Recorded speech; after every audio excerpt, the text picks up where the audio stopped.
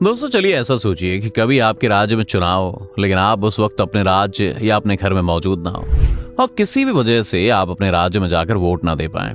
अब देखिए, हो सकता है कि ऐसा हम सब में से किसी ना किसी के साथ हुआ हो, लेकिन आज हम आपसे ये कहें कि अब आपको अपने राज्य के इलेक्शन का हिस्सा बनने के लिए कहीं और जाने की जरूरत नहीं है, बल्कि आप चाहे इंडिया के किसी भी राज्य में हो, आप अपने स्टेट के लिए कहीं से भी वोट कर सकते हैं। जी हाँ दोस्तों, भारत के नए रिमोट वोटिंग सिस्टम से भारत के लोग यानी कि आप और हम कहीं से भी वोट कर सकते हैं। क्या है आखिर ये रिमोट वोटिंग सिस्टम और क्यों लाया जा रहा है इसको देश में? चलिए दोस्तों जानते हैं आज के हमारे इस वीडियो में। हाल ही में चुनाव आयोग ने देश के राष्ट्रीय और रीजनल पॉलिटिकल पार्टीज के सामने रिमोट वोटिंग मशीन यानी कि आरवीएम का प्रदर्शन किया। ऐसा इसलिए किया गया ताकि अब हर योग्य व्यक्ति बिना किसी रुकावट के वोट दे सके। क्या है रिमोट वोटिंग मशीन? सरकारी company electronics corporation of India की मदद से चुनाव आयोग ने रिमोट वोटिंग मशीन का प्रोटोटाइप तैयार किया है।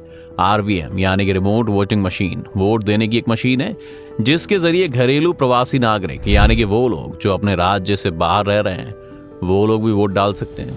फॉर एग्जाम्पल, अगर कोई मतदाता कानपुर में पैदा हुआ है और वो जॉब करने, पढ़ाई करने या फिर किसी और कारण से कानपुर से बाहर किसी दूसरे राज्य में जा रहा है, तो ऐसी सिचुएशन में वो वोटर वोट नहीं कर पाता है।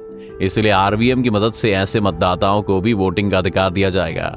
ऐसे लोगों की वजह से ही रिमोट वोटिंग मशीन को लाया जा रहा है। एक रिपोर्ट के मुताबिक देश में 45 करोड़ लोग ऐसे हैं जो अपना घर या शहर छोड़कर दूसरे राज्यों में रह रहे हैं। आरवीएम ईवीएम का मॉडिफाइड वर्जन है। आरवीएम को एक मजबूत, फेल प्रूफ और असरदार स्टैंड अलोन सिस्टम के रूप में विकसित किया जाएगा। ये मौजूदा इलेक्ट्रॉनिक वोटिंग मशीन पर ही आधारित होगी।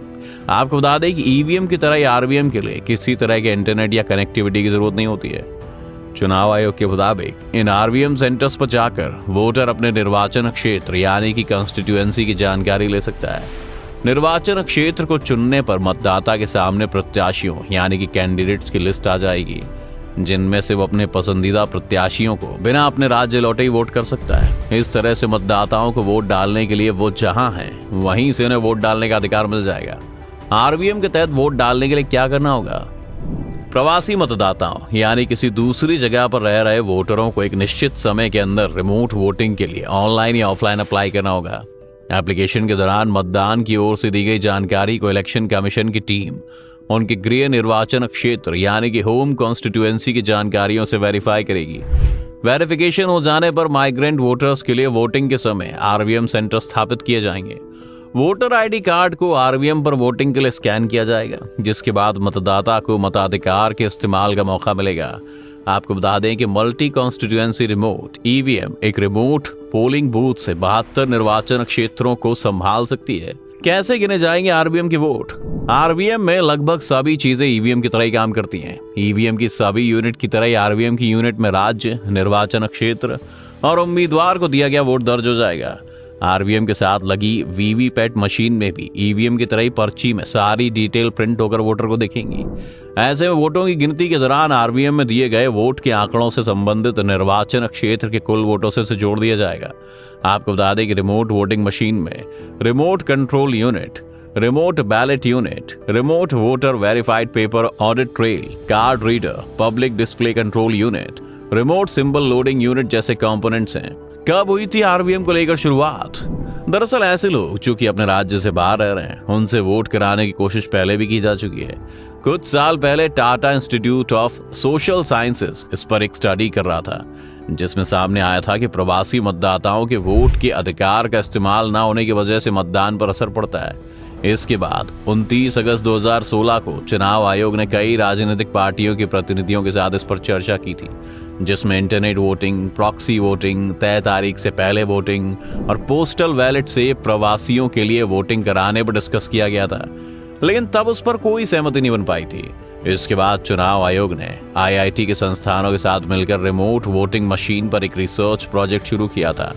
इसमें मतदाताओं को उनके अपने राज्य से दूर मतदान केंद्रों पर two way electronic voting system का इस्तेमाल करके बायोमेट्रिक डिवाइस और वेब कैमरे की मदद से वोट डालने की अनुमति देने की व्यवस्था की गई थी। देश में रिमोट वोटिंग सिस्टम की जरूरत क्यों है? दरअसल दोस्तों, एक रिपोर्ट के मुताबिक साल 2019 के लोकसभा के चुनाव के दौरान देश में कुल 91 करोड़ मतदाता थे। इनमें से 30 करोड़ से ज्यादा लोगों ने अपने वोट के अधिकार का इस्तेमाल ही नहीं किया था, जो कि देश के योग्य वोटर्स की संख्या का बहुत बड़ा हिस्सा है।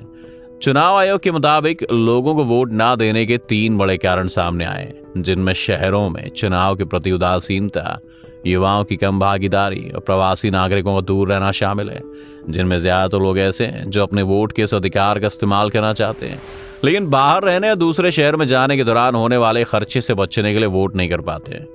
2011 में 5 एनजीओ ने प्रवासी वोटर्स पर एक स्टडी की थी, जिसमें सामने आया था कि 60% लोग ऐसे थे जो वोट डालने के लिए अपने घर नहीं लौटे, क्योंकि उनके लिए घर लौट कर आना काफी महंगा था।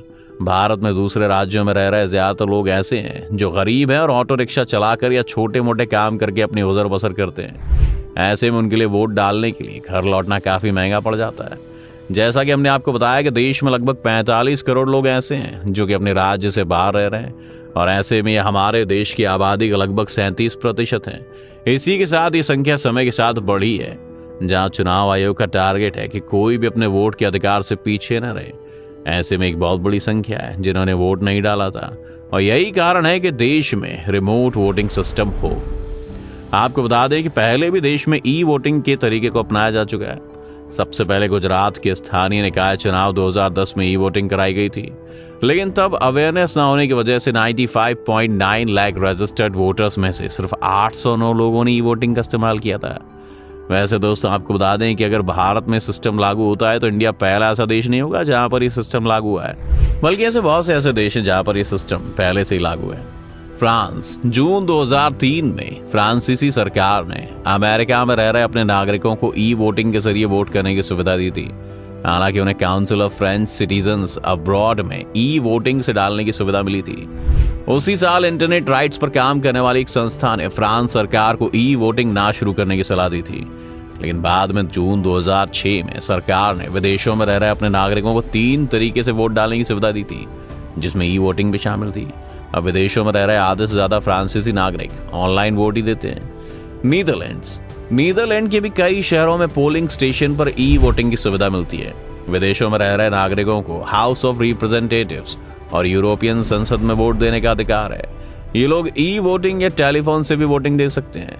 नवंबर 2006 में विदेशों में रह रहे नीदरलैंड्स के नागरिकों को पोस्टल बैलेट के ऑप्शन के रूप में ई वोटिंग की सुविधा दी गई थी।